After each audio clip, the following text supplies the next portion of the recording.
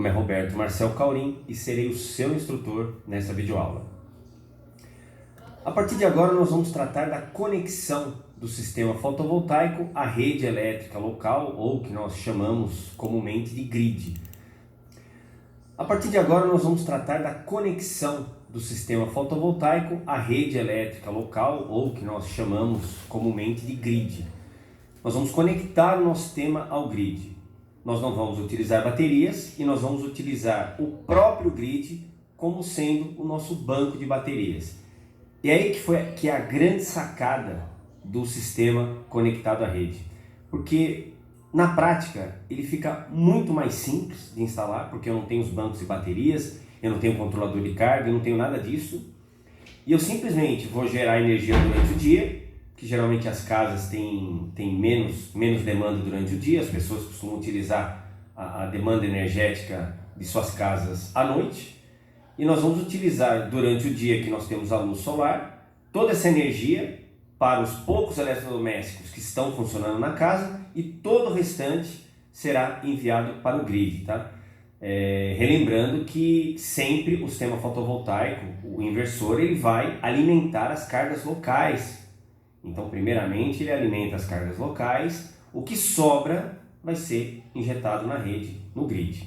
Só que eu não posso injetar isso no grid, eu não posso acessar a rede elétrica local, acessar o grid, sem uma autorização da concessionária, que é a responsável pela rede elétrica local. A concessionária pode ser a Electro, pode ser a Coelba, pode ser a Light, pode ser... nós temos aí dezenas de concessionárias no Brasil, e ela é responsável pela rede local. O que o treinando tem que saber qual é a concessionária local, para que nós possamos fazer a solicitação de acesso, para podermos acessar essa rede. Mas antes de chegarmos nesse ponto, eu gostaria de deixar bem claro que até agora nós vimos muita parte técnica dos sistemas fotovoltaicos.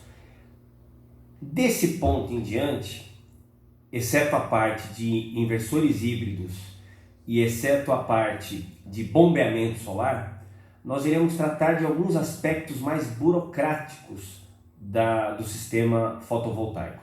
Porque agora nós estamos conectando a rede. Se eu tenho um sistema off-grid, ou se eu tenho um inversor híbrido, ou se eu tenho um bombeamento solar, eu não preciso avisar a concessionária local, fazer uma solicitação de acesso, porque eu não estou conectando esses equipamentos ao grid. Nesse caso não. Nesse caso eu estou conectando meu sistema fotovoltaico à rede elétrica local. E como começou essa conexão? Quando no Brasil eu pude conectar o meu sistema fotovoltaico à rede elétrica local?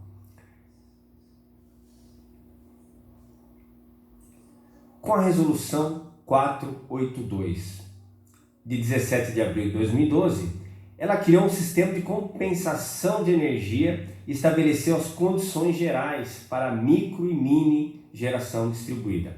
Ou seja, ela foi um marco que iniciou todo o processo de conexão à rede em aproximadamente meados de 2012. Né? Então nós tivemos aí o primeiro sistema fotovoltaico instalado e conectado à rede em 2012. Porque a partir da resolução 482, nós conseguimos, a partir daqui, ficou legalizado, ou seja, qualquer brasileiro pode conectar a sua empresa, o seu comércio ou a sua residência à rede elétrica local, desde que cumpra uma série de exigências que nós vamos tratar com detalhes aqui nessa videoaula. Só que a resolução 482 foi um divisor de águas, foi o começo. E, obviamente, ele não contemplava muitas coisas e tinha muitas falhas. Né? Obviamente, a ANEEL, que criou a resolução 482, após uma audiência pública, nós tivemos a resolução 687 em 2015.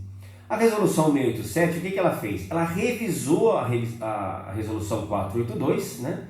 E obviamente, se ela revisou a resolução 482, ela revisou o PRODIST, que é o Procedimento de Distribuição de Energia Elétrica, na sua seção 3.7 do módulo 3. É uma leitura interessante. No treinamento online, na plataforma virtual, você tem esse Prodiste aqui, a seção 3.7 do módulo 3. É uma leitura interessante que eu recomendo a todos os treinandos.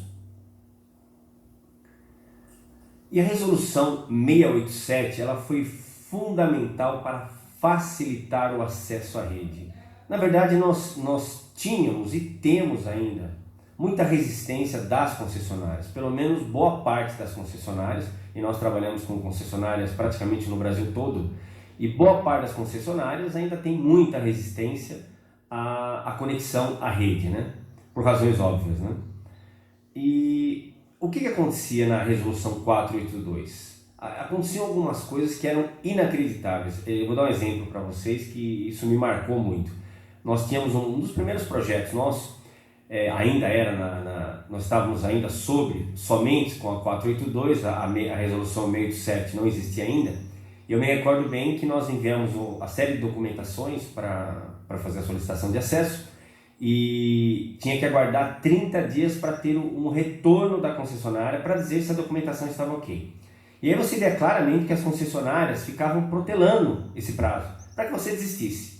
O que eu particularmente sempre falei e acho que é um tiro no pé, porque se nós formos ver todos os sistemas que estão instalados hoje, conectados à rede, sem estar oficializados, eu vou dizer que quase que nós dobramos a quantidade de sistemas que nós temos instalados hoje. Por quê? As concessionárias começavam a dificultar o acesso, as pessoas instalavam o sistema fotovoltaico e ligavam, certo? Obviamente eram sistemas que não iam suprir toda a capacidade energética da residência, ou do escritório, ou do comércio, mas são sistemas suficientes aí para diminuir a conta de energia em 70%, 80%, né? Então muita gente fez isso, já que as concessionárias dificultavam, eles conectaram a rede e acabou, tá? Lembrando que isso é ilegal, nós não podemos fazer isso, nós temos que fazer a solicitação de acesso. Mas se você tem aquele medidor antigo, aquele analógico que tem um disco, ele gira ao contrário. Então o que essas pessoas estavam fazendo? Eles viram que o disco gira ao contrário quando o sistema fotovoltaico está ligado, e ele começava a marcar, o contador dele analógico começava a marcar ao contrário, como se fosse um taxímetro ao contrário. E aí as pessoas simplesmente não procuravam mais a concessionária, eles tinham uma queda de energia forte e não tinha nada, eles não estavam roubando energia, né? Mas eles estavam com um sistema fotovoltaico conectado à rede, que também é ilegal, porque existem alguns padrões, o inversor tem que ter passado pelo Inmetro, tem que ter a aprovação do Inmetro, então não é tão simples assim, mas foi um tiro no pé das concessionárias, nós avisávamos na época, e nós sabemos que tem muito sistema pelo Brasil todo instalado, sem estar devidamente oficializado. Espero que com o tempo aí esses sistemas se oficializem, né? Até para que não haja nenhum risco, né?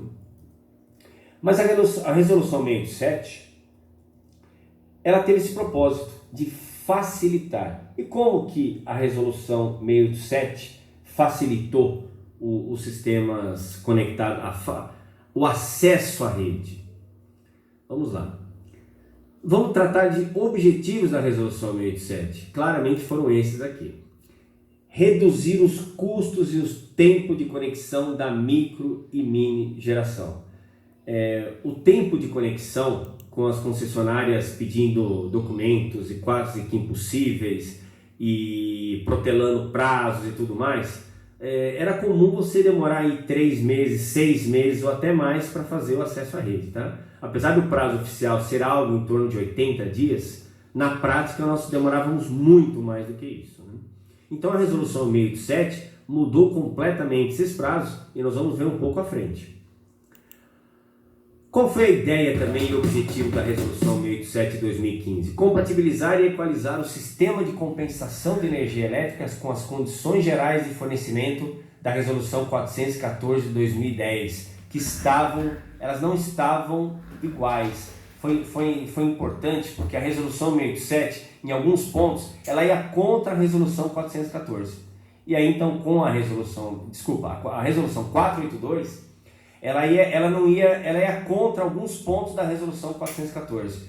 Com a resolução 687, nós conseguimos equalizar. Então hoje, tanto a 687, que trata dos sistemas fotovoltaicos, como a resolução 414, hoje elas estão, pelo menos, caminhando de forma paralela, o que facilitou bastante também. Um outro objetivo era aumentar o público-alvo e melhorar as informações nas faturas de energia para o consumidor. As faturas de energia, a ANEEL agora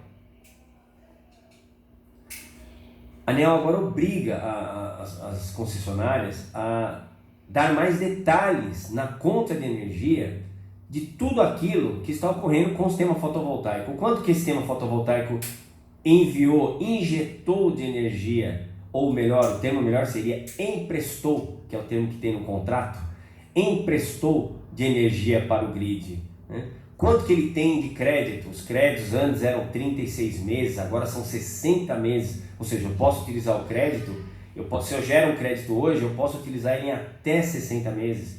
Então foram muitas mudanças. E do meu ponto de vista, a mais importante foi essa última aqui, diminuir a burocracia e principalmente as dificuldades geradas pelas concessionárias. Na verdade, as concessionárias elas inventavam muitas histórias, muitos documentos para dificultar. A resolução 687 veio para acabar com isso. Então, quando nós percebemos que alguma concessionária começa a gerar algum tipo de dificuldade, nós já lembramos eles que existe a resolução 687 e que ela é muito clara, muito clara. Até para retornando um pouco, quando nós tínhamos a 482, nós tivemos a concessionária nos pediu, depois de 30 dias, né, acabei parando essa linha de raciocínio, a concessionária nos pediu depois de 30 dias, uma alteração dos documentos, dizendo o seguinte: olha, faltou o RG do seu cliente. E não tinha como ter faltado, era impossível ter faltado o RG quando nós enviamos o projeto, porque nós enviamos por e-mail. E nós tínhamos um e-mail com todos os anexos, um deles era o RG. Tinha lá o RG, o CPF, o projeto, planta, nós temos todos os detalhes e documentos que a resolução 482 pedia. Na época nós não tínhamos um formulário padrão, né? Cada concessionária tinha o seu formulário e não era um formulário que estava direcionado para o fotovoltaico, era um formulário que estava direcionado para várias outras fontes de energia, que gerava muita confusão, gerava muitas dúvidas, né? E tinha algumas concessionárias que nem tinham esse formulário, então nós temos que pegar de uma outra, ou às vezes nós mesmos criávamos um formulário nosso e mandávamos para a concessionária, então estava um pouco bagunçado, né? Com a resolução 687, diminuiu bastante essa burocracia, as dificuldades, fica difícil hoje para as concessionárias criar obstáculos, tá? Com relação a essa história do RG, depois de 30 dias que nós mandamos o RG, ou seja, nós esperamos 30 dias para um retorno, depois mandamos o RG, depois de 30 dias a concessionária mandou para nós um outro e-mail inacreditável, pedindo o CPF do cliente, falando: olha, após 30 dias nós verificamos que o CPF não está, mas eles já tinham pedido anteriormente a documentação, só pediram o RG, sendo que nós tínhamos enviado desde o começo o RG e o CPF. Então você vê que existia uma má fé mesmo das concessionárias. Obviamente eu não vou citar o nome dessa em particular, mas existia muita má fé das concessionárias e tentavam dificultar a todo custo o acesso à rede, né? Volto a repetir, foi um tiro no pé, porque muita gente desistiu e simplesmente ligou o disjuntor e o sistema está conectado até hoje à rede, com medidores que são aqueles medidores analógicos, em alguns casos nem com medidores analógicos, com os medidores digitais mesmo, porque o digital ele tem uma diferença do analógico, ele não vai voltar, ele não retorna. Ele não é como o taxímetro que gira ao contrário, né? O analógico faz isso, o digital não. Mas o digital, quando eu começo a injetar energia, ele para de funcionar. E tem alguns casos, por exemplo, tem alguns escritórios da advocacia, escritórios de contabilidade, que tem um sistema fotovoltaico funcionando e é um medidor unidirecional, digital. Como eles utilizam somente durante o dia, e durante o dia eu tenho sol, para eles foi indiferente, eles ligaram e estão com eles até hoje funcionando. Espero, volto a repetir, que o pessoal entenda que é necessário conectar isso à rede e não deixar o sistema de forma ilegal como está, né? Mas foi um grande tiro no pé das concessionárias, espero que eles entendam que não é assim que nós vamos resolver, né? Apesar que as concessionárias, eu acho que nós temos que encontrar um meio termo entre o que está ocorrendo hoje e o que estava ocorrendo antes.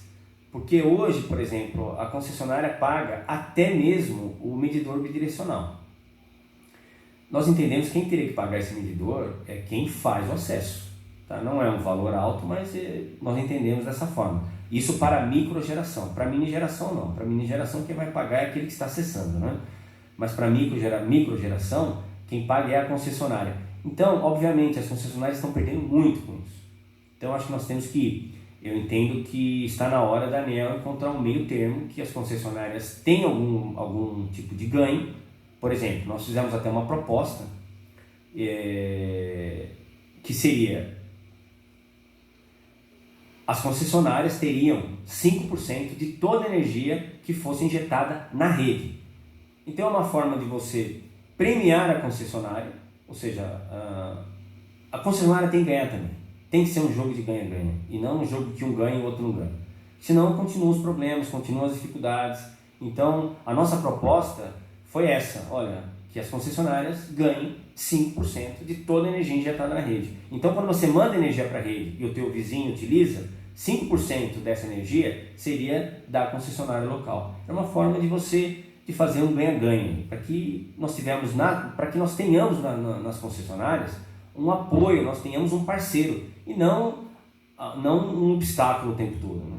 Apesar que, volto a repetir, com a resolução 687 ficou muito mais difícil. Então, se o projeto é bem feito, ele é feito dentro das normas e nas solicitações que a ANEEL solicitou, dificilmente você vai ter problema com a concessionária.